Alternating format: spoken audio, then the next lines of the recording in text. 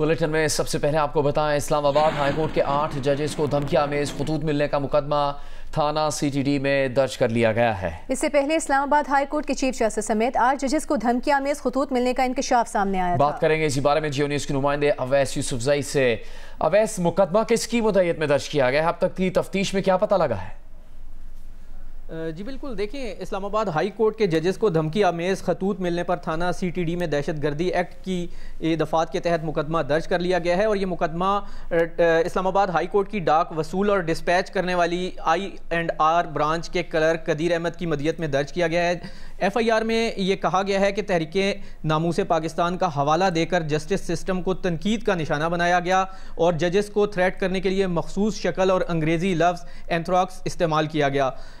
FIR में ये बताया गया है मुद्दई की जानिब से कि 1 अप्रैल को मौसूल शुदा डाक को आज नायब कासिद इकरामुल्लाह के जरिए तकसीम करने भेजा 8 अदद लिफाफे जज साहिबान के PS को वसूल कराए। Chief justice Islamabad High court समेत तमाम जज साहिबान के नाम लेटर तकसीम कराए गए।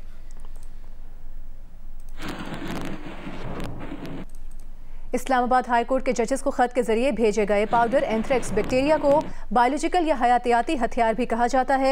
एंथ्रेक्स बैक्टीरिया को लेबॉर्ट्री में तैयार भी किया जा सकता है। मुहलिक बैक्टीरिया को खत के जरिए खाने और पानी में मिलाकर या हवा में भी उछाल कर फैलाया जा सकता है। पिछली 3 से 4 दहाइयों में मुखालिफिन के खिलाफ एंथ्रेक्स के इस्तेमाल के कई वाक़यात रिपोर्ट हो चुके हैं। साल 2001 में अमरीका में खतूत से भेजे गए एंथ्रेक्स से 22 अफराद मुतासर हुए थे, जिनमें से 5 जान की बाजी हार गए थे। तिब्बी माहिरीन के मुताबिक एंथ्रेक्स सफूफ जिस्म के किसी हिस्से को लगने से शदीद फ्लू जैसी बीमारी लाहक हो सकती है। मुनासिब इलाज ना हो तो मौत भी वाक़ हो सकती है।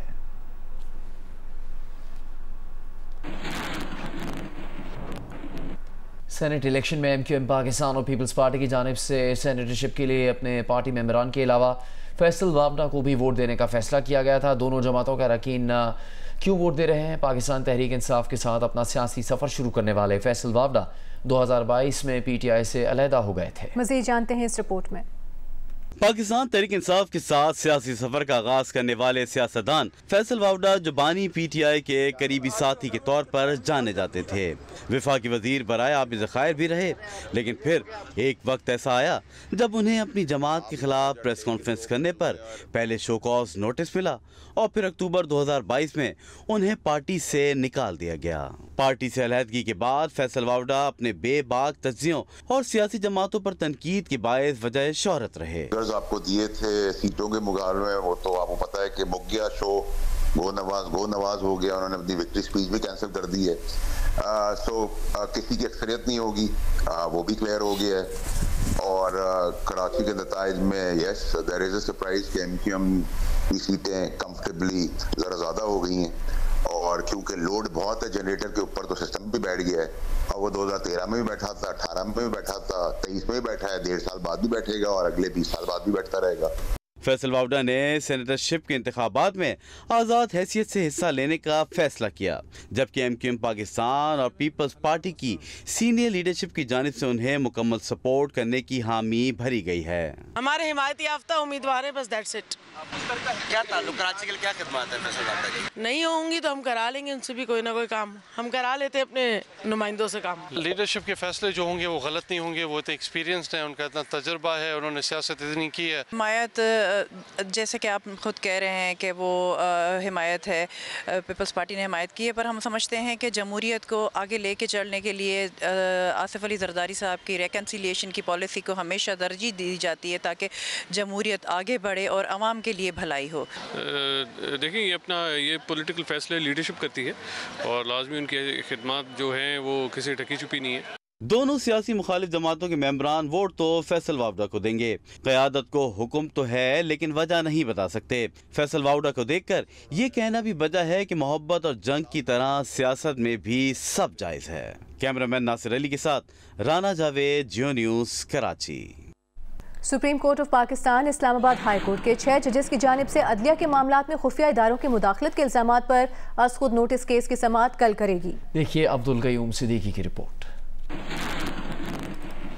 इस्लामाबाद हाई कोर्ट के 6 जजेस के खत पर आज खुद notice supreme court practice and procedure act 2023 के सेक्शन 21 के तहत 3 रुकनी जजेस कमेटी ने 1 अप्रैल को लिया और इस्लामाबाद प्रिंसिपल सीट पर दस्तयाब तमाम 7 जजेस पर मुश्तमिल लार्जर बेंच तश्कील दिया गया। चीफ जस्टिस पाकिस्तान जस्टिस काजी फैजी ईसा 7 रुकनी बेंच की सरबराही करेंगे। बेंच में सुप्रीम कोर्ट के सीनियर तरीन जज जस्टिस मंसूर अली शाह समेत Justice Yahya Afridi, Justice Jamal Khan Mandokhel, Justice Athar Minallah, Justice Musarrat Hilali और जस्टिस नईम अख्तर अफगान शामिल होंगे। इस दौरान मुख्तलिफ वकला और लाहौर हाई कोर्ट बार ने भी आईनी दरखास्तें सुप्रीम कोर्ट में दायर की हैं। लाहौर हाई कोर्ट बार की जानिब से PTI के सीनियर वकील हामिद खान ने दरखास्त दायर की है, जिसमें हुकूमत के इंक्वायरी कमीशन को गैर आईनी करार देने, इल्जामात की इंक्वायरी के लिए सुप्रीम कोर्ट के जजों पर मुश्तमिल जुडिशल कमीशन बनाने और मुदाखलत के जिम्मेदारों को करार वाकई सजा देने की इस्तदा की गई है। एतजाज एहसन की दायर आईनी दरखास्त में मेमो कमीशन की तर्ज पर जुडिशल कमीशन बनाने की इस्तदा की गई है। मियां दाऊद एडवोकेट की दायर दरखास्त में जुडिशल कमीशन बनाने की इस्तदा की गई है। शराय दस्तूर से नुमाइंदा खसूसी अब्दुल क़य्यूम सदीकी, जियो न्यूज़, इस्लामाबाद।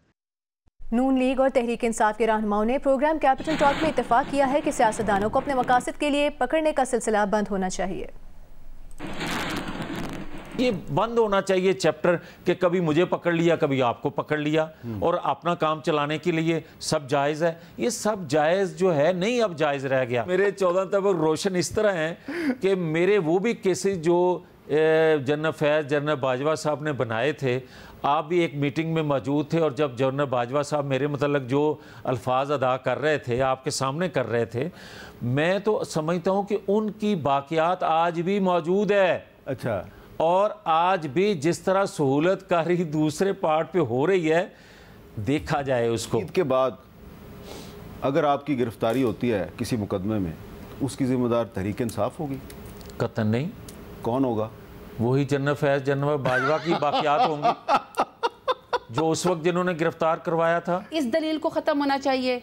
चूंकि आपकी खातून को आप समझते हैं कि आपके साथ नैब के कोर्ट में ज़्यादती हुई थी, तो लिहाजा आज आप ऐसा करें कि आज डॉक्टर यास्मीन राशिद को, आलिया हमजा को, सनम जावेद को, आयशा भुट्टा को, इसी तरीके से तमाम खवातीन को जो है आप सड़कों पे घसीट के बगैर किसी वजह के, चूंकि आपकी अनाव को सेटिस्फेक्शन होनी है, चूंकि आपके साथ कोई एक मुकदमा ऐसा था, लिहाजा आप सारी पाकिस्तान की खवातीन को जो है इसी तरीके से आप जुल्म और जबर का शिकार कर दो। वाहिद पिंडी में मीर साहब, पिंडी के 86 कोर्ट के अंदर मेरे ऊपर 14 दहशतगर्दी के FIR थी। आप पे टोटल कितने केस हैं? 43।